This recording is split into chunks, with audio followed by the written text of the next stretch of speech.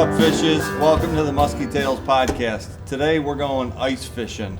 I'm not sure how to actually use this, but I think my friends here are going to teach me. So we got Ed and Cam Begley. Thanks for being here, guys. Thanks for having us. Some of our finest pro staff. So teach me what the heck to do with this thing, huh? All right. That's what we're going to talk about. So you're going to want to get rid of that in the first place. all right, well, thanks. So before we get to that, let me thank our sponsor, T-Bone Guide Service, which you guys know as well, for sponsoring our episode today. Yes, I got a long way to go with learning this stuff. I got my coat, I'm ready. So we got cold weather, we got that. We do. I got the rod, and do I need a reel? What the heck, how am I doing this stuff? What do we do? So tell me about ice fishing. Well, I mean, it's definitely the best time of year. So personally, for me to fish, yeah, people say open water's better, you can cast, but I know I like ice fishing just because, I do it a lot more, I know it a lot more than, I feel like people my age don't do it, and I try to get people out and do it. It's a lot of fun. It's something that, Northern Illinois, not many people do. Obviously, when you get further up, it's more popular, but, around here, it's a good time. Yeah, I don't even know. When the further north you go, is the whole high school thing, ice fishing related, more ice fishing related? Yeah. They got all that going on up They're north? getting a lot bigger up there. Okay. A lot more people showing up to the tournaments. Just more high schools fishing in general Okay. than they do around here. Yeah. What was it? The weekend after Christmas, Cam just did the NAIFC, SIF NAIFC championship. Okay. That each year each tournament the NAIFC has a high school qualifier. Okay. And they go out there. The kids that have their bass clubs, their ice fishing clubs, they all go out there and they qualify to try to get to this championship for scholarship money. Okay. And Cam did that here on Channel Lake last year. So we had him and Mary qualified for that. They both went up there. Okay. And fished up there. It was a good time. There were a lot of kids. I believe. Yeah. What kind of turnout did you have? There was about 11 teams, 22 people. Okay. But this day 2, 4 of them dropped out with really bad weather. Okay. But it was still a good turnout for, only being this, I don't know, third or fourth year or something with that. But yeah, there's definitely going to be more people next year, I think, from the tournament of Montana, Hegbin. There's a lot of teams that already plan on showing up to the championship in Minnesota next year. So. Did you notice where a lot of the teams were from? Was it Illinois, Wisconsin, other? Mostly from Minnesota, actually. Was it really? Yeah, that's interesting. There was only, 2 of us from Illinois. Okay. And then a few from Wisconsin, but they were mostly from Minnesota. Okay. And a couple from the Dakotas as well. I know we've talked about trying to kind of get the exposure out and getting more of the youth involved, especially at the high school age, and kind of getting that, trying to find people to commit to that. What's your take on kind of where it's at, and how we can kind of help that progress here in the state of Illinois? Because yes, you and Mary and and a couple of other locals that we have, for ice fishing, it's great to have, but there's so many more people that can get benefit from it. It's definitely not big at all. We started a fishing club at our school, at my high school, McHenry High School, but it's tough to get people to go out. We tried to do an ice fishing outing. Many people said they were down, and we only had one guy show up, and he's never even fished in the United States. It was his first time ever ice fishing. The last time he was fishing was standing on a rock in Uganda spearfishing. And I met him last year. You guys brought him in here. I remember that. Yeah. He was a great kid. I mean, he really wanted to learn, and he wanted to know how to do it. Did you get him some fish? Yeah, we did. Did you? Yeah. Got on him right out here on the bay. Okay. It was got some nice crappies, some nice bluegills. Okay, cool. But it's just around here. You get a lot of bass fishing, and I don't even know that there's that many teams around here. I could be wrong, but many people my age don't really get out and ice fish that much because it's too cold. They don't want to sit out in the nasty weather. But yeah, it's definitely got some work to do for sure. Okay. I think on that standpoint, it's tough for ice here. We're about as far south as you can get, almost. To where we get the decent ice. I mean, you can get down about an hour south, and you start getting, you might get a few days here, a few days there. Correct. But I think that kind of deters a lot of people. Like Cam said, the cold weather. Most of the people don't realize the equipment that it takes to actually stay warm. You don't need a $300 suit or a $600 suit. Right. When I started, I fished in a pair of Carhartts. A lot of people will frown on that because, Carhartts are, they're heavy, they're bulky, they get wet, they freeze, and it becomes a safety thing somewhere along the line. But I don't think a lot of the younger generation is quite getting the gist of what it takes. I mean, I liked ice fishing because I can get to parts on the water that I could never get to because I don't have a boat. So, when I was younger and we ice fished, that was the way I looked at it. Okay, yeah. And, we're going to try to get a couple outings again this year, try to get some of those high school kids together, and then hopefully get a few more of them out here and get some more of those kids involved to actually realize whether it's the safety aspect or just learning how to dress and see what it's like to get out there and Just be in a different element. Yeah, exactly. Yeah, yep, yeah. And I know a lot of times the cold is what keeps people away, but the clothing and the stuff they're coming out with is lighter, and warmer, and there's cost with it, but you could still wear a jacket like this and go ice fishing for a little bit. When I started ice fishing, I wore a pair of Carhartts, a jacket like that, and a pair of steel toe boots that were waterproof. I mean, it was ridiculous, but that's how it is. But that's how you start. I hear you. So did you get into ice fishing, Cam, kind of growing up with Dad and watching him do it, and you just thought it was cool to catch fish like Dad type of thing? Or I love fishing obviously my whole life, about at 4 years old, and then he started ice fishing, a couple years after. Maybe I was like 7, 8 years old when I got into it. Okay. I got into it a little bit, and then I ended up getting out of it because a buddy of ours ended up passing away, falling in. Just that's a big thing on the safety. He wasn't smart about being safe. Didn't have any of the safety. That's one big thing that you must do is be safe. But that's the one reason why I got out of it. And then I ended up a couple years later, I got back into it. I had all my gear, I had all my safety gear, and I felt a lot better just going out. And doing all that. Okay. But fishing, I love it. I want to go up north every weekend. That's all I want to do is just go and do something. Yeah. Like there's times where, obviously I got to go to school, but I want to go fishing instead. Right. So, it's like. Yeah. Priorities. There you go. See, is school going to work around fishing in the future, or how's this going to work? Yeah, or you don't know yet. It should work because we get a long winter break for college, so that's a long time. Like usually, most of the time, I've been fishing every single day this week on the ice, but we haven't had any ice. Right. I got to fish around here once, and it was on, the back channels. None of the lakes were able to be fished, so it just depends on the season, but usually I have a flexible schedule with the school and working and all that stuff with fishing.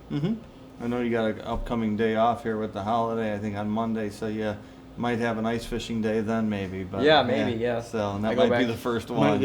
Around here. Yeah. So do you have to travel often to find good ice? I know there is a window here where we usually have ice, but do you go look for it? We do. Yeah. We're gonna go weather the storm tomorrow, and we're going to 3 hours north. You are? Okay. Well, that's cool then. Where are you off to? Shawano. Okay. There's a little fishery type thing. It's called Operation Tip Up. Okay. We're actually heading up there. This will be our 3rd year in a row doing that. It's kind of our calm before the storm of really hitting the tournament circuit. So it's ran by the 4th Operation Hoorah up there. Okay. And actually one of our friends and co-tournament anglers, he actually runs the program, and they do all this, set this up every year. Good prizes, fun times. It's a great lake to fish. I mean, there's lots of fish to be had. So. How many years have they been doing that? I believe this is This is their fourth year. Okay. I think it's their 4th year. Yeah. Okay. Because there was one year the first year we didn't go. And and they get a good crowd and. You get a lot of people, and they do seminars the night before. They do free seminars. A bunch of people come out. It's a good time. Yeah. Okay. It's gonna be getting bigger every single year, so it's a fun event to attend. Yep. Okay. So back to chasing ice. Yeah, we do chase ice. If it means we have to drive 4 hours to go ice, we'll go up 4 hours to chase the ice on a weekend. Yeah. So instead of storm chasers, you're ice chasers. We're ice chasers. Yeah, exactly. You guys are crazy. All right. So, do you have favorite state even to fish? Do you go to Minnesota to fish? Do you fish, Wisconsin? Do you like Illinois? Do Honestly, you prefer going elsewhere? I'd prefer fishing, if it was able to fish Illinois year round. We Really? live on Okay. one of the best fisheries in the entire state of Illinois. Okay. I mean, yeah, you have to work for them, but if you can get on them, you can catch 17-inch crappies out here. You can catch, 30-inch walleyes maybe out here. You can catch big fish. You just have to find them. And I mean, that's what a lot of people don't like doing is, oh Putting in man, the work. they don't want to put work in. They just want to catch fish. I mean, this is a great fishery for that too. You can find the spot where you have the community hole where you can go there and catch fish all day long. But then you have the other fish that are out, and they're a lot bigger, and that's where what we like to target. We like to target big fish. And I mean, it's just trying to find where they are. And how do you target big fish? What are you doing differently, I guess, versus someone that might just be out there to fish? It's what we call search baits. Okay. You get onto some spoons. I'm starting to get into the spoon gig. It's something that I've never really done. Big jigs, big plastics. We got different plastics that we use. You can get into some big plastics, big search baits to try to find the larger fish in particular areas. Obviously, electronics play a big part in that searching part of the whole ordeal. So once we find those, whether they're schooled fish or fish that are sitting in the weeds, you kind of play to what you want to try to get. So a lot of people always say bigger bait, the bigger the fish. It's not always true. Correct. But it's a good start. And then as tournament anglers, I think between like the two of us, we've probably got anywhere from 6 to 8 rods apiece, and they're usually rigged up with multiple different things. So we're always quick to be able to, okay, I need to go to a 5 mil, or I got a spoon rod, or I need to go to a 3 mil. We're pretty quick with being able to do that, and that's a big part of fishing. I mean, anybody can go out there and sit in a shack and wait for a fish to come by. Anybody can, but in order to actually succeed, I'm not saying that that's not succeeding, but to actually succeed, moving around and getting to know the water and trying to locate those fish and pattern those fish into a certain area. Do you try and fish where the crowds are or where they're not type of thing? You always gotta check that. Yeah. Always gotta check it. 'Cause, there's some lakes where that's the only spot fish are at. Yeah. But you always gotta check that, and then if we're like, okay, there's fish here, they're okay. So at a tournament, if we can't find the fish that we're looking for, we have somewhere to go. But usually, we'll go out and we'll look on our Garmin, and we'll check on where, okay, this looks good, we're gonna check here, and we're gonna camera and use our Panoptics and all that stuff to find the schools and find what we need to find. And if we don't, well, I mean, that's it sucks, but I mean, then we have at least somewhere to go. So the crowd is always a good place to start. See what kind of fish you got, what are your average sizes, all that stuff.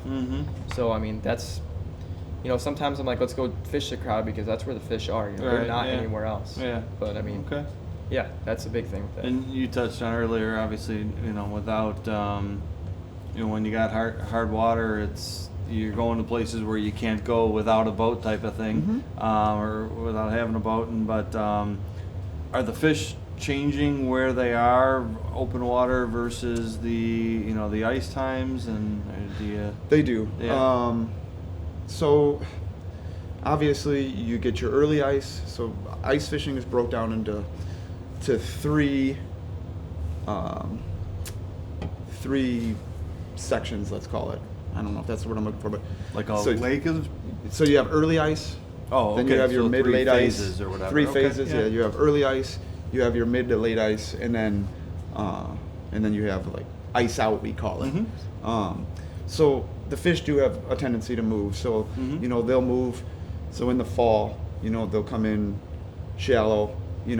Ice comes in. You usually find most of the fish in shallow water, and then as the ice gets thicker, we get into that mid-winter lull, where the fish will start to kind of spread out. They'll start to find, whether it's they're looking for food or they're looking for oxygen, or anything like that. And then, of course, in the fall, those fish will start to come back in. Spring, sorry. In the spring, those fish will start to come back in, and for their spawning phases and and all that stuff. The ice out stuff.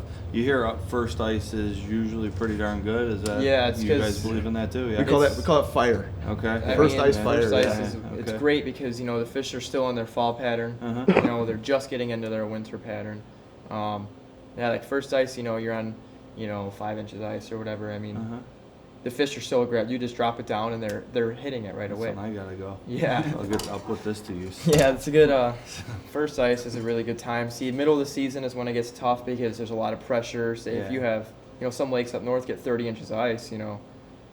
There's not much oxygen flowing through unless But I mean, that's why, like if you don't fish, if there's a lake that's not fished a lot and in the middle of the season it's either gonna be really good or it's gonna be really bad because. Just like the whole pressure thing it's a big thing. It's going to be interesting this year with the ice finally just coming on now to find where they're actually going to be to start because everybody's kind of in the same boat trying to figure out where are they. Absolutely. So, it's going to be what phase are we in? Yeah, it's going to be it'll be an interesting one whether they're going to be whether they're going to be sitting in that first ice phase, or late ice, or are they going to be sitting in that? Exactly. Yeah, it's going to be. It'll be interesting once we can actually get out on the water and see. Yeah, absolutely. But that's fishing. Yeah, it's not called catching; it's called fishing. Yep. Yeah. So, and how old were you, Ed, when you started actually ice fishing? The first time I went ice fishing, I was in 7th grade. Okay. Actually, I had a math teacher that lived in Wisconsin, and he took 3 of us. His parents lived up there, and I don't even recall the lake. Right. And caught my first pike through the ice. Okay. And I remember we all brought it back, and he taught us how to fillet it, and his mom cooked it up for us. It was kind of cool. Yeah. Good experience. I mean, you wouldn't hear about that much anymore nowadays, but sure. Yeah. But back then it was a little bit different. But so yeah, I ice fished. I did a lot of fishing at that age. And then once I started to drive, I kind of got out of fishing. I mean, I fished with my dad, and my dad was one of the worst fishermen in the world. It was funny as heck. But but we still went fishing. Sure. But still fun. I ended up getting out of fishing, and I got into a few other hobbies, demolition derbies, whatever. And then I did that for about 17 years.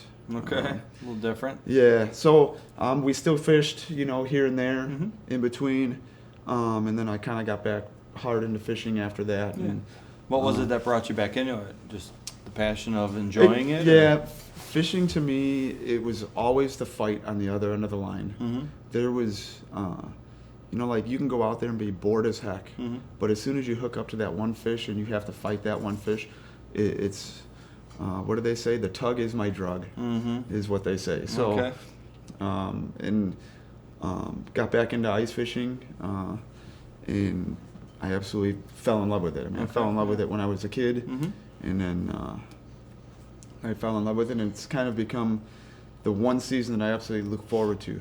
Like, people talk about the winter blues. Yeah, I don't get the winter blues. I get the no ice blues. There, right? Yeah, right. I get the no ice blues. We get no ice, and I'm like, oh my gosh. Yeah, right. But it's something that I've always enjoyed, and then for Cam to get into it and like it as much as he does. He's been huge, and then just out of the blue, he was 13. We just got into tournament fishing. It was we fished our first tournament, Dodge County in Fox Lake, Wisconsin. Okay. And first tournament we finished 11th, and we've been hooked ever since. And it's kind of that father-son camaraderie, and we've done really well. I mean, we could sit here and tell you so many stories of goods and bads of tournaments. It's not even funny.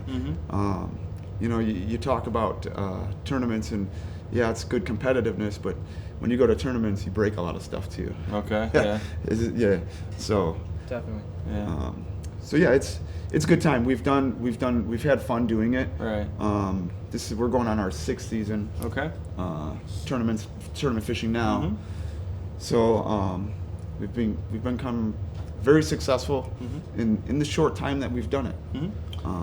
You've got the North American Ice Fishing Circuit. Are there other circuits that are out there that you guys do fish, or? There are a couple.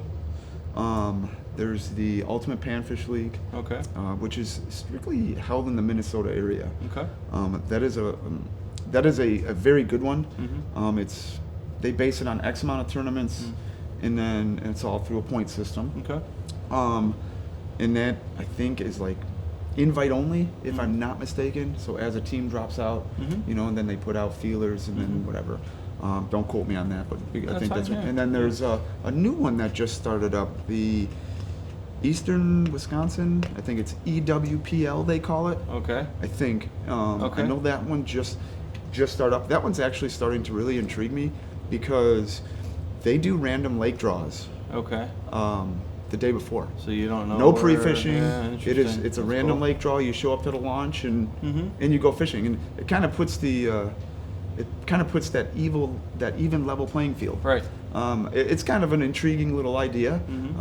Something we might try out one Sure. day, Okay. and just to see how it goes. Right. You know? Yeah. Exactly. Yeah. You're not gonna I mean, know until obviously you try it.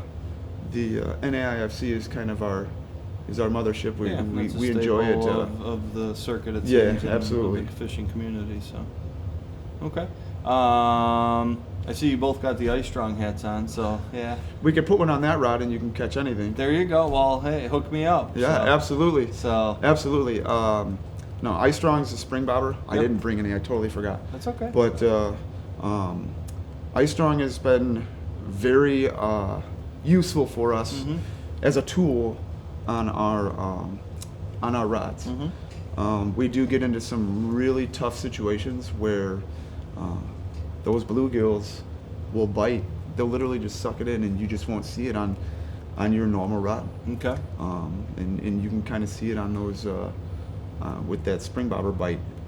Makes a difference And in catching and all. Yeah, it's huge. Like when we fished, when I fished Mille Lacs this past, couple weekends ago, you either had to have a crazy good spring bobber or you had to sight fish. I mean, I remember just sitting there jigging down, and the only way I saw a fish to bite is if the spring bobber just wasn't shaking anymore. It just, like if I brought it down and the jig weight would just lift it up a little bit. I mean, that's really paying attention to detail. I mean, I was sitting there jigging with both hands like this, just watching that spring bobber jigging it so slow because it's how finicky they were. I mean, if I saw videos on camera, these fish were just sitting there, or they would cruise very slow, but they just weren't interested. And I mean, to get a fish like that to bite, see what helps, obviously this rod is something I would never use, but it's very stiff. A lot of rods, you don't want the bouncing. You don't want the bouncing with a jig. So what the spring bobber does is it creates a nice flow. So all you have to do is barely wiggle, and then the jig is just the spring bobber is gonna go like a wave. It's just gonna be nice and smooth. You're not gonna get that hard snap that would Okay. possibly scare a very skittish fish away. I mean, I've dropped the camera down and I've watched it happen. Yeah. To where I would, jig it would be the jig would bounce too hard and they'd be gone. But the spring bobber eliminates that with just a nice smooth got flow the of finesse, jig huh? motion. Yeah. and that's exactly. and that's exactly what. So, I'm a, there's a time for finesse fishing. Yeah. A spring bobber is my big go-to. Okay. And the nice thing is with Ice Strong, they have 3 levels. They have an original, which is rated for like a 3 to 5 mil. Okay. And then you have ultralight, which will be more for your 2 to 3s. And then they just came out with a pulse, which is it's a thinner diameter spring bobber. So you can actually do a little bit more finesse fishing with it, which is like, I want to say it was like 1.5 to a 2 mil, or 1.5 to 3, in that area. And does it not matter the species? I mean, are you typically using the spring bobbers for crappie and bluegill fishing only, or do you use those for walleye too? They have walleye ones. They have ones. They have a big ball on the end. Okay. And I mean, They call that their dead stick. they're dead. Yeah, Okay. they're dead stick ones. So I mean, obviously dead stick, you just have your rod sitting there. You can watch the bobber, and if it moves, they have bigger ones for walleyes. But I mean, usually use them for the your panfish that you have, because Okay. the panfish tend to bite a lot lighter. Okay. That dead stick one, they I know they do a lot of the perch fishermen use them. So that when that fish grabs that that bait, it kind of gives a little bit of a dampener before it actually feels that rod, and then you're able to get over there and set that hook. Okay. So they technically have 4 styles. Okay. And you mentioned the perch fishing. Do you guys get a lot of perch here on the chain or no? They're there. They're just not easy to find. Yeah, they're a little rough. I mean, if I'm going to go perch fishing, I'm going to go to Lake Michigan or somewhere, or the Mississippi backwaters where there's, nice ones. Okay. Has the bite ever really been here for the perch or not really? I think it has. No? Okay. I think it has its times. Yeah. I mean, I've caught some really nice perch. But I think those fish are just constantly moving. They're few and Other far places between. you can go to, yeah. There's probably, I don't know, just certain spots that they're just at all the time. Yeah. I mean, We just haven't found that spot. Yeah, well, every year we're seeing great crappie come out of here. We're seeing some nice cats even come out of here. Yeah. You see some nice northern come out of here. yeah, I don't so- search for the perch just because the fishery. It's a huge crappie fishery. Right, huge. exactly. And I love, like you said, you brought up catfish. That is one of the funnest things I do out Oh, here. really? Yeah. I mean, It sounds fun in the ice, actually. out on the chain, you can literally pick there's certain levels of where the fish hang out at for some reason. The crappies tend to stay up high. Then you have your white bass, then you have your sheephead, then you have your catfish, then you got walleyes and occasional smallmouth or largemouth. And they're in the water columns? Yeah, that way? Really? Like sometimes, if you jig higher, you'll catch most of your. Fish will still come up. Yeah. I've caught catfish jigging 10 feet off the bottom. Right. But I mean, typically your crappies hang out high. Huh. Typically, your white bass hang out a little below them, and then the sheephead cruise They around. all got their own zip codes. Yeah, huh? it's weird. Yeah. Yeah, but I mean, that's interesting, yeah. that's one thing about out here is it's a great multi-species time. Right. I've had times where, take a picture of the catches that I had, and it's a bluegill, it's a yellow bass, it's a perch, catfish, and then we have 6 species lined up, all different fish. But yeah, I mean. So what would you say to people that aren't familiar or haven't fished the chain before? I mean, what would be, because we get a lot of people coming from Chicago to weekend fish in the summer and stuff like that, but if you don't know these waters here, is it easy to learn the chain of lakes to fish, or do you need time to learn it? It's or definitely going to take time to learn, but Yeah. I mean, all the lakes that have fish in them that you can catch them, just look for the crowd. Yeah. Start You're with the pretty crowd much and going to move find. off, yeah. I mean, that's going to be your. Look for the crowd, or look where the 1,000 holes were drilled. And ask a lot of questions. And ask, you can ask Talk to questions. people like you guys too. So. You can ask questions. Most people aren't going to answer them. Okay. Yeah. That's just how the fishing world works. Okay. Especially around here, people Uh, kind it- of get a little upset. Yeah. Nobody wants to give away their honey hole. There you go. Yeah, no, I But guess. but no, there's nothing wrong, with asking questions, talking to your local bait shop, Yep. obviously, Yeah. and asking. I'm not anybody. keeping any secrets, so I'll tell you everything I know, which isn't much. So. And I'm not, I'm one that's never. I'm a pretty honest guy when it comes to it, Yeah. Because the way I look at it is, you can fish the same spot I am, you still got to catch them. Right. Exactly. Oh yeah. You and I could be sitting next to each other using the exact same baits, and you're gonna catch more than me. I can guarantee it, just because you know how to work them and what to do. I don't know. Or There's- when they're even there, because I wouldn't even know I had a fish on. We have our days. Don't worry. Yeah. We have our days where we're like we just don't know what. I mean, we go home sometimes and we'll have jigs and plastics and waxies You and think you spikes got in to the bottom of figure the it tub, out, yeah. and we think we had it figured out, and it's. I'm like, oh, there's that jig I was looking for. Yeah. Oh, I must change that out one day. Right. Yeah.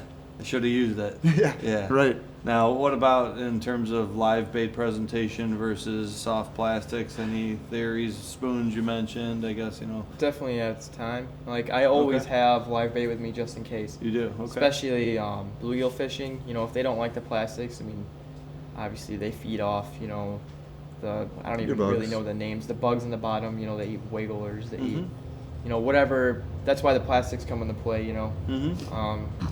Like in this nasty water that we have here, the dark, really dark, really don't think color matters.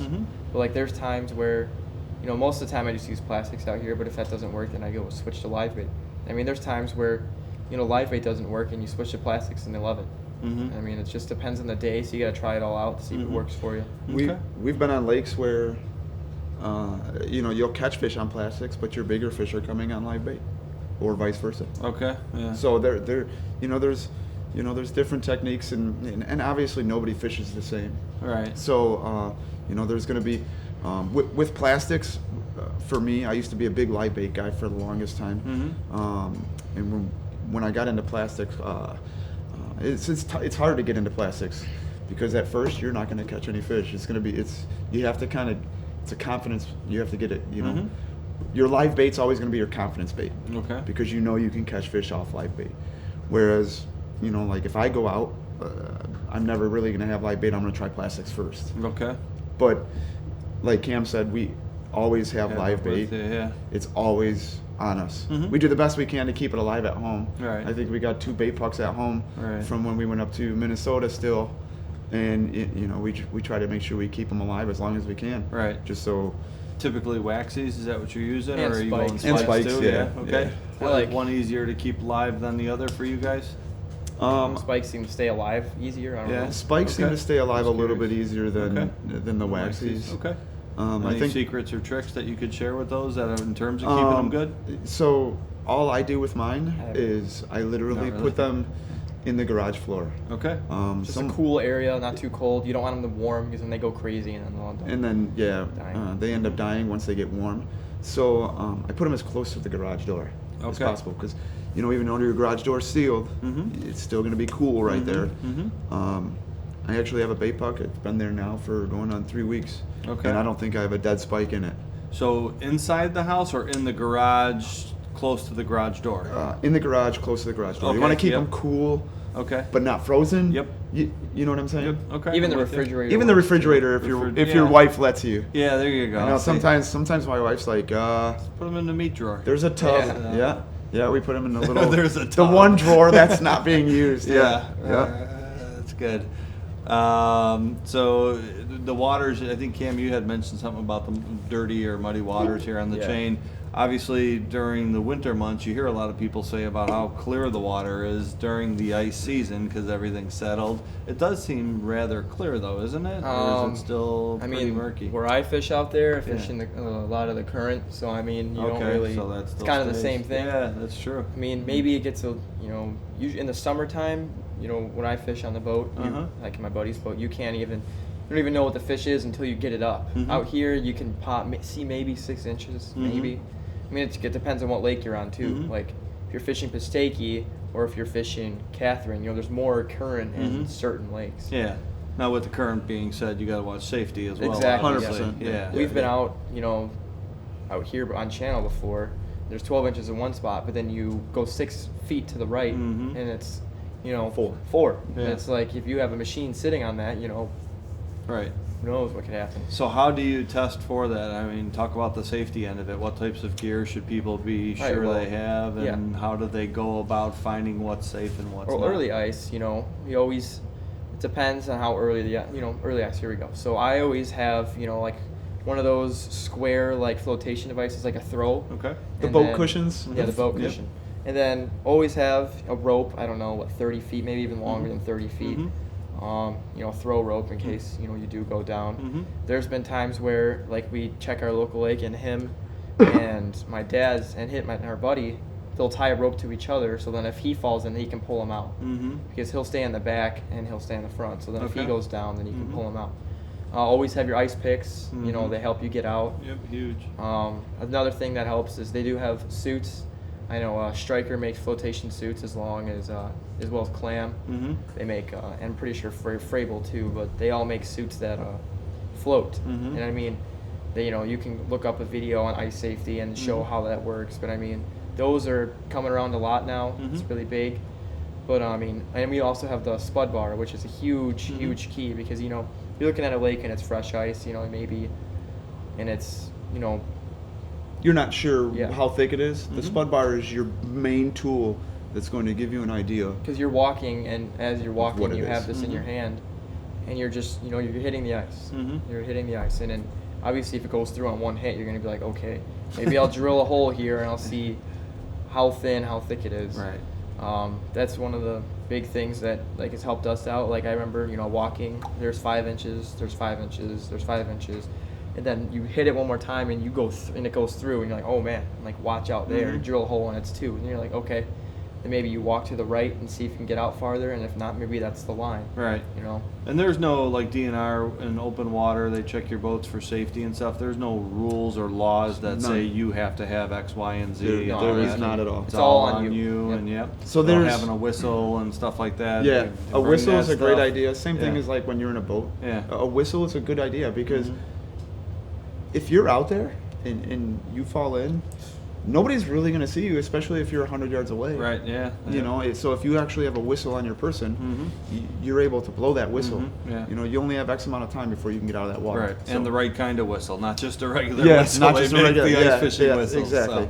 So, yeah. So- The one other trick that I have learned with ice safety, so when we're checking for whether we're checking a new lake or early ice, like you said, carrying your auger a certain way. Okay.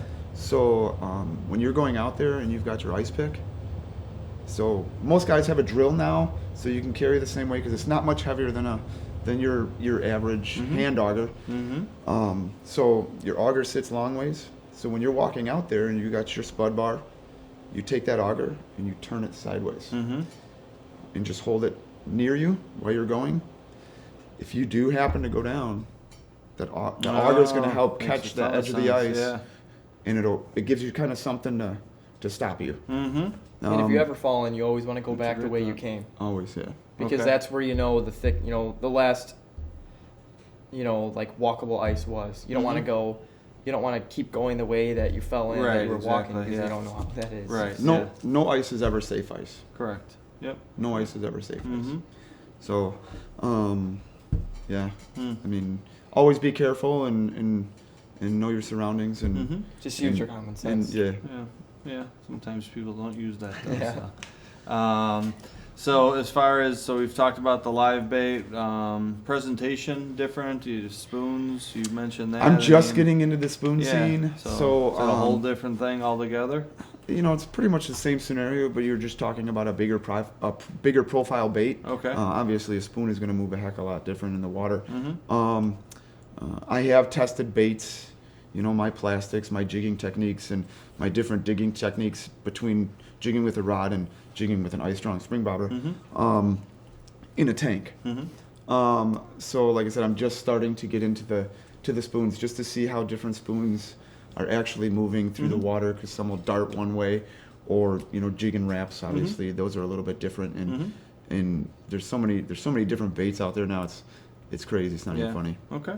And you got a lot of tournament stuff going on. Yeah, we got how our- many tournaments you got lined up for February at this point? Well, I'm pretty sure our next tournament is going to be Redstone, which is next weekend.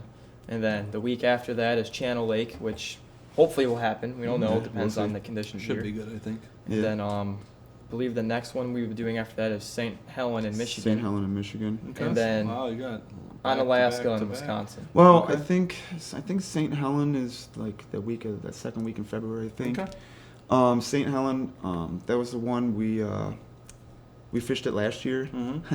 2,400 acre lake. We gave ourselves 10 hours to fish, pre-fish, and we were able to go up there. I think there was a field of 42 teams. We ended up pulling 14th. We never even caught a limit on Saturday. Wow. So Okay. Sunday we ended up going out and getting our limit. I think we had I think our crappies were decent, but our bluegills were not that great. Okay. So we want to give ourselves that. I have a good feeling about going up to St. Helen again this year. Okay. So I think we can get on some better gills, and hopefully, obviously, our goal is to try and get into some prize money, and Yeah. and we call it wood. It's not fishing the tournament for me. It's not about the money. It's about the competition and the camaraderie. The group of guys that fish in that entire circuit is just phenomenal. Yeah. The camaraderie that you get between a bunch of different stranger anglers that you end up coming with, in contact with from different states and areas is pretty awesome. So, yeah, I suggest anybody if they're ever looking at trying to get out there and they don't think that they have what it takes, you do, because we're all pretty much just fishermen and It's well come out and said, give it yeah. a shot. Right. Yeah, I exactly, mean, there may be that team that finishes in the top 5 every single time, but there are times where they finish 20th place. There's times where they Right. finish 15th. Right. You know? So like I said, like our first tournament we fished, there was 31 teams. We've never fished a tournament in our lives, and Right. we came in 11th, like just out of nowhere. I was 13. Right. Like, you know, I didn't really know much or anything about ice fishing or how to find fish. We Yeah. just, you know, what happens. Right. I mean, there's we fished as another you go. tournament. The Yep. first one we ever won was in the Team Extreme tournament. We literally drilled 2 holes, and we That's the right fished in the spot. same Yeah. hole the whole day. Right. Yeah. I mean, you just And that was our second year in. Mm-hmm. yeah. So it happens. it's fishing. Right. Exactly. You know, and yeah. it's a matter of, are the big fish going to bite you that day? Mhm. And if they do, you have a pretty good chance of getting yourself in a good position. Mm-hmm. So, you know, we work a lot. And we're getting better every year. Sure. Yeah, you learn as you go, you we learn. pretty much get better every tournament. Mm-hmm. You know, we reflect on what we've done or what we could have done better on the drive home. Yeah. You know, most of our drives are anywhere from 6 to Good use of to time, yeah. 3 hours. So Right. when Cam's not sleeping, we're usually talking. Nice. Yeah. Yeah. Yeah, we always reflect on what we could have done better, what we should have done. You know, Yeah. you never want to be too disappointed with what you did, because then, you know, you want to keep your confidence rolling into the next one. Mm-hmm. You know, there's always something that we're like, man, we really should have done that. Mm-hmm. Like, there's a few tournaments where I'm like, man, we should have checked that area, and we never did. Mhm. You know, and then we know next tournament to check every area just to make sure. Yeah. You know, Do you guys watch a lot of online stuff, videos and other stuff, or not I don't really. necessarily? No? I know. I yeah. mean, I watch, you know, fishing shows just You for do? fun, but Okay, like, yeah. you know, say like Mille Lacs, I did a lot of research, got some help from some people that I know Mhm. on like what to look for. I watched, you know, a few videos on like how to catch these fish, probably. You know, it's like, that's one thing you have to do. You know, if you don't know anything about a lake, you either find people that you know about it. And if you don't, you know, there's magazines. Do your homework. Yeah, exactly. Just look up, Mhm. you know, maybe even call a biologist on the lake, see how it Yeah. is. I do a lot of homework, Okay. a lot of lake map reading. Yeah. Usually around this time is I'm constantly doing my research and finding different lays of the land per se Mhm. to just try to get that better advantage of Mhm. trying to find a spot that maybe somebody doesn't know about. Right. You know, so sometimes they work out, and sometimes it's just, no, that spot didn't work out, so on to the Right. next spot. So Yeah. When you guys were here, we had that seminar a week or so back. Did you guys leave a lake map here or no? Marked one for me? Yeah, No? no, I mean, it costs money. All right. Well, good news for me is I found one. Did you? There was a Really? marked lake map on one of the tables. And I called around to find out whose it might be, but Yep, it was mine. I got no claimers yet, so yeah, there you go. Yeah. So now I got the secret spots. So, there you go. so I'm all gonna mine start- are I'm all gonna mine are charge for electronics these. anyway. So Yeah, that's fine. and that's probably So that's actually interesting. Is so you use your tools to your advantage. You mark them where you can, and keep that data points and Yep. everything that you need, and kind of know where they were. Yep, we Yep. take notes. I take. Mhm. I'm pretty good at a mental note. Okay. So That's right. You do I a journal, don't you? I do not. I do. I write You a do lot the journal, on my okay. phone. I just have a list of Yeah. the lakes, and then what I'm looking for on that lake. Yeah. Say what kind of weeds I'm looking for, things like that. Okay. And it's kind of something that I've been getting into as Yeah. well. Just kind of keeping short notes, you know, Mhm. not trying to write a book and publish it later, but Mhm. it just kind of gives me ideas. And then if we go back to that lake, if the weather's the same, I got an idea of kind of what we're looking for. Right. Or if the weather's different, now I know. Okay, we could check these spots. If they're not there and they're in another area, we kind of got a heads up on Right. on what we need to look for in the future. Let's talk about the weather fronts and patterns and stuff like that. So is there, I wouldn't say ideal, but do you notice, do fish tend to be more active in like a pre-front or post-front, or does it not That's matter? something that I'm Or is trying it- to learn. Yeah. I don't know much It's about the hard to fronts or figure out, anything. Yeah. Okay. I guess it depends on the front. Okay. In what way? Like pressure or snow or other? When it comes to snow, I've been very successful. Okay. Like you get that pre-front when the snow comes in. I've had more success on like a blizzard, big snowstorm front. Even on blizzard days. I mean, I've been on the lake where it's just white out, and it's been one of my best days, whether it was on a jigging rod or it was a tip up. Mm-hmm. So So when you see a herd of people out on the ice and it's snowing sideways, they're probably on something. Actually, those are the people that you won't see. It's when you don't see anybody on the ice and it's a blizzard whiteout. That's when you probably should go. Okay, yeah. So, cold fronts.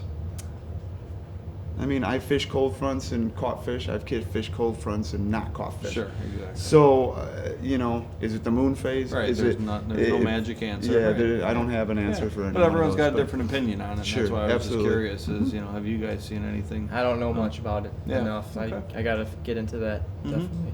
Okay.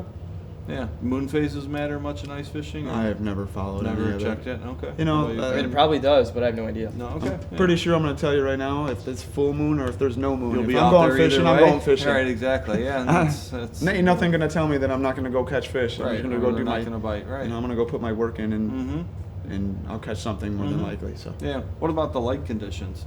Does that matter? In The- fishing? Like low light, daytime, does it not matter? I think it has its moments. Snow cover, obviously we talked about the snow, but yeah, I mean, low light conditions in general has its moments. I think it has its moments. I've never been a successful night fisherman. Okay. But when I work a full-time job, I really don't fish nights. Yeah. What about first thing in the morning when I hear first thing in the morning has always been pretty good for me. That's what I hear. I've always been a really good morning, and then if you get that lunchtime lull. Okay.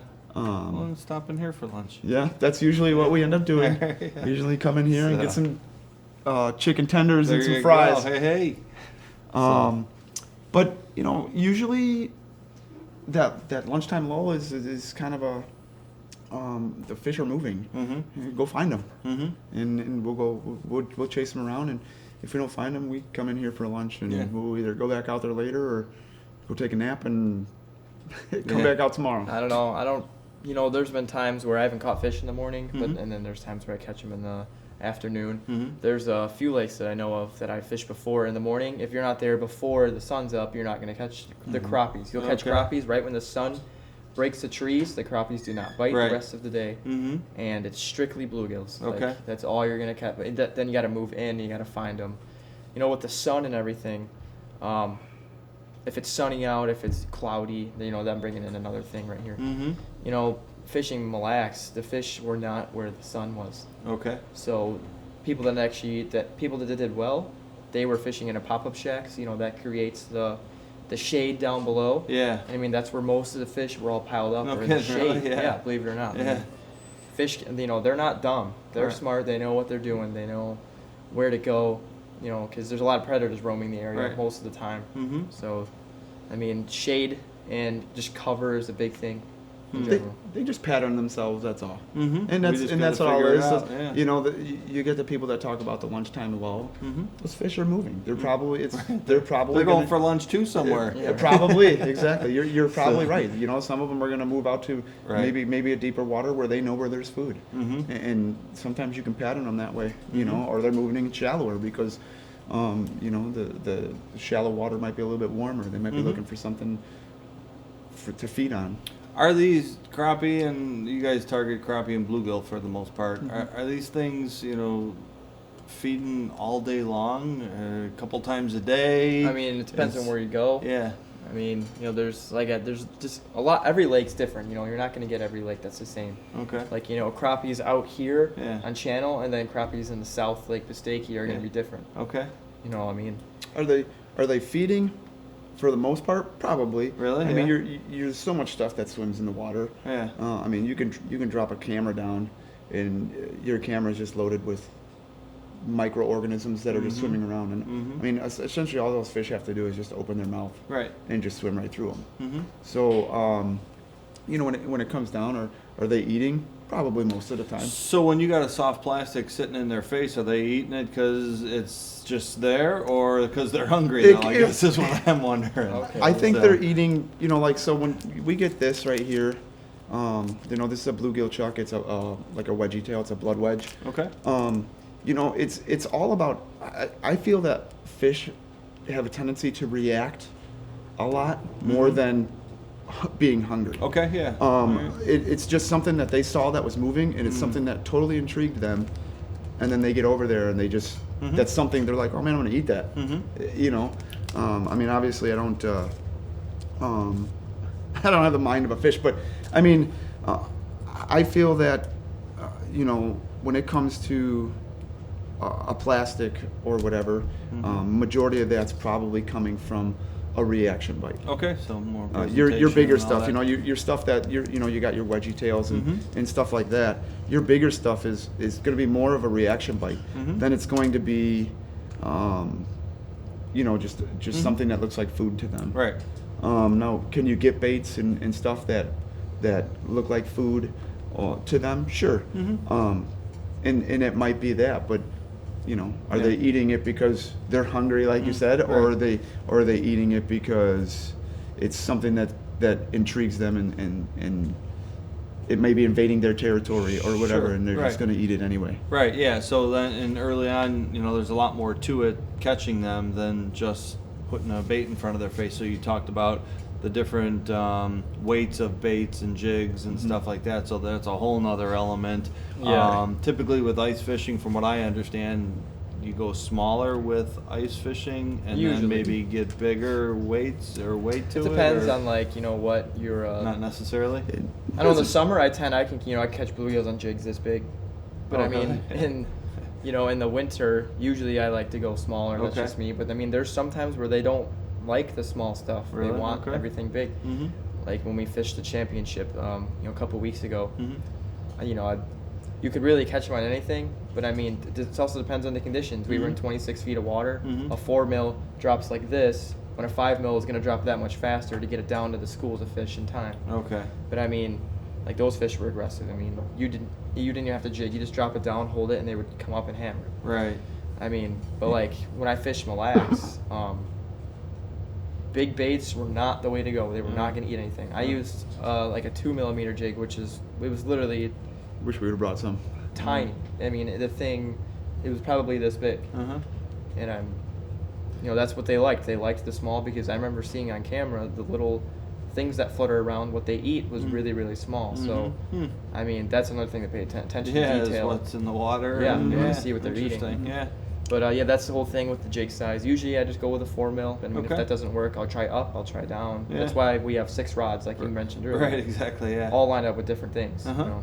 And are you allowed, for those that don't know, including me, are you allowed a certain number of rods that you're able to fish in a certain area? Depends on the lake. Well, in tournament circuits, you're only allowed 1 line in per person. Okay. But like, I'm pretty sure out here it's like 3 lines per So if person. you just have an and Illinois license, you can put 3 rods out. And it depends on the lake. You want to do your research on the ID on our website, obviously. Okay. Yep. And you can get your, we live in McHenry right off of McCollum Lake. And McCollum Lake is a 2-line lake. Oh, okay. So, if you actually go through and look at that lake will actually tell you it's 2 lines, 2 hooks per line. That's your max. So you're allowed 2 lines, 4 hooks. So that would be your max where, you always want to search, especially if you're going to a new lake and you're not sure. You want to do your research so you're not getting nabbed by that one thing when it was just as easy enough to type in a website and take a look at that lake. Yeah, and it does change. I didn't realize it changes all over it does. Lake, so, Yeah, it's different. And there's different rules too, like Especially fish regulations. Like here we can fish with like jaw jackers or automatic fishermen's because in Minnesota you can't use those. Okay. You can't use anything that's spring-loaded as a hook set in Minnesota. So, that's something to, even as you're traveling to different states, it's something you always want to be aware of. It's not just going out and going fishing and having a good time, but there's a lot of rules that you have to follow as well. Sure, yeah. And tournament stuff, you can use live bait in tournaments, right? Correct. It's not just soft plastics. Nope. You can use whatever your little heart desires. It's 1 line per As long guy, as it's 1 line, yep. And it has to be a manned line type of thing, right? No, you can actually run a tip up. Oh, you can? Yep, you can put a tip up. I mean, if you want to come to a tournament and put a tip up in, Or fish a tip down or something, it just has to be 1 line. It's my style. Kick back. have a couple beers. There you go. So, good stuff. Now, color. What about color? You guys have any favorite colors that you care to share or talk about, or does color really not matter as much? That's a huge controversy. Your base colors. I mean, you're looking here. This is kind of your your clown Natural type almost type of clear bait, Uh-huh. kind of Wonder Bread. Then a lot of guys will use orange, and then whether it's neon green Brights and- or chartreuse. I mean, There are times when it matters. I have does, yeah, okay. I have a plastics bag. When I bought it, it was that thin, Mhm. okay, and it's like that fat. So, I mean, as an angler, you just end up with so much Sure, stuff. yeah. And the thing is with this, you can get this, and you can do so much different stuff with it. You cut it down, make it smaller if you need to make it smaller, or you can split it, make it thinner. There's so many different things with so many different styles of baits that you can do. You can do so many different things with different baits that a lot of people might not even know. Sure. Yeah, I you normally learn just as you use go. white or red, to be honest. Just good old base colors. I mean, and if those don't work, maybe I'll try some random lavender, red fleck, something. Just random stuff. Okay. Like I have a plastic bag too that's just full of stuff that Right. I'll try out. But I usually just go with the red or white. I Mhm. mean, it's one of the most natural for me to say. And what about bags and gear? Any certain brands or styles that you guys like, or rod holders, things like that? Carrying cases, any of that stuff, or buckets? Any? I mean, I just got the Bass Pro Shops one. You can Okay. go there and Yeah. literally just has Bass Pro on it. Yep. Plastic bag. I think rods is whatever you're comfortable with. Okay. So I mean, it's whatever you got a feel for. Mhm. Obviously, there's different actions and Mhm. and stuff like that. So when it comes down to it, it's all for feel. What's going to be comfortable with you. I mean, in ice fishing, there's so many different lengths. Like we have long rods that go to 52 inches. We've got 30-inch rods that we use to catch, to go chase walleye, because that's about all we do with those. And then you got 28s, 24s, Even all the way palm down. rods, little plastic pieces that are this big. Yeah, Yeah, literally. really? Yeah. Yeah. And then like I have my finesse rod, which is it's like a medium light rod, Yeah.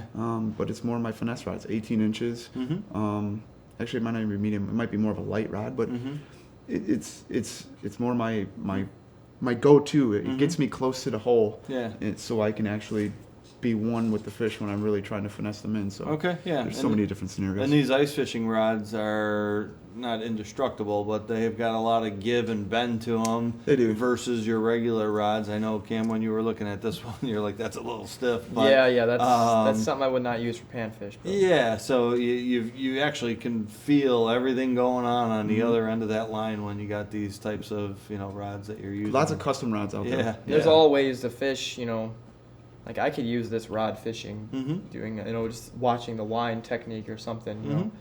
There's so many ways, so many different things. I wish we would have brought some props with. Yeah, I didn't even think about it. That's okay, yeah. Yeah, and then you hear the term trolling, ice fishing trolling and stuff. I've never heard that. I've heard that, yeah. So Yeah. I don't know much about it. So you So- guys haven't done that, or? So I have a partner in crime where we call it trolling. We call it the chopper and the gunner. Okay. And Just ways of finding them quicker. yeah, Is one that kind of kinda what it drills. is? Yep. You just kind of drill and walk and keep on checking. Obviously, the Panoptix Live Scope blow up has kind of taken that into a whole new perspective. Whereas opposed to you had to be the chopper and the gunner. You needed two guys. You needed a guy to drill. When we first started, when we were fishing basin fish, we would literally drill a ton of holes, and you would just hole hop until you found a pot of fish.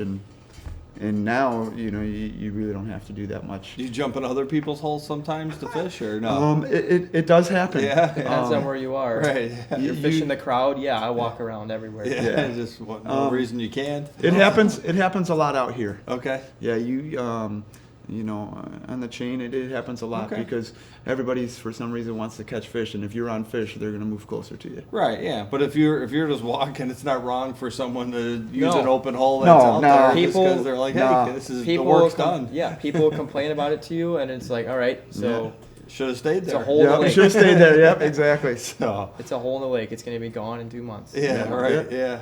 Yeah. So, But yeah, it's ice fishing is a whole new realm. If you've never done it, we're gonna get you out there this year. I am hoping so. Yeah, we're definitely gonna get you out there and get you on Hopefully some put some ice fish. out there. Yeah. Yeah, and do you guys set up camp kind of in one spot and then venture out from there? We do. Or are you moving around constantly with? Depends if we if we bring someone out. So if we brought somebody that doesn't go out. If we brought you out, yeah, we'd set up a warming Perfect. area. As long as I can bring my coffee and we're good. As long as you bring enough coffee for me. Yeah, sounds like a plan. So. Yeah, we just set up one spot, and then say if it's not too hot, then me or him will go out and venture and see if we can find where they're at. Yeah. But obviously, if you come out and you're not into it, the worst thing we want is you to not catch anything. Right, exactly. Because then you're going to lose interest in that. Sure, yeah. So we put Or in I'll our go work. out with other pro staff. Yeah, exactly. You're like, well, at least I know the Begleys can't put me on fish. We'll go somewhere else. So, and speaking of which, we've got the last Saturday of every month, as you guys know, we do the pro staff breakfast with pro staff here. Correct. And kind of have some fun with that. We got one coming up, but we won't be yeah, here. Yeah, no, and I know that you mentioned that Yep. you're going to be gone, but I just want to make sure that viewers are able to Yep. kind of know our schedules Yep. with stuff, and we do the seminars. I think it's the second Thursday of every month. We got rotating seminars. You guys are speaking in February, I believe. We are, I think, So towards the doing end of February. Yep. Seminar, yep.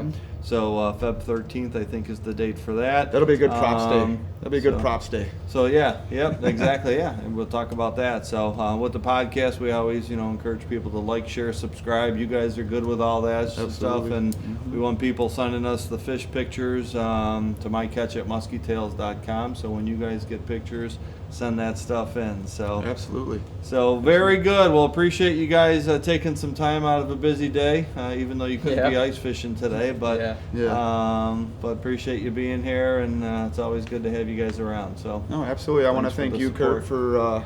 for your support to us. Yeah. And obviously, I want to thank Ice Strong for doing what they do for us. And then I know in some of our pictures, if you haven't already, I'd like you guys to get out and Cam and I have our Begley Ice Team page on Facebook. Feel free to give us a like. Come on over. Follow us on our adventure. It's a good time. We do have a tendency to post a lot.